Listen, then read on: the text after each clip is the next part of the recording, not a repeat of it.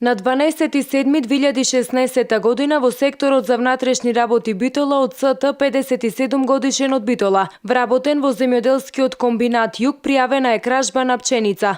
Настанот се случил на 11 јули 2016 година, во времето од 15 до 15 часот и 40 минути, кога во товарно моторно возило марка Сканија, собственост на ЗП кој бил приватен превозник, каде од земјоделскиот комбинат Југ, лоциран во село Кременица, натоварена била пченица од околу 25 до 30 тони, со цел истата да ја растовари во магацините на Жито Битола.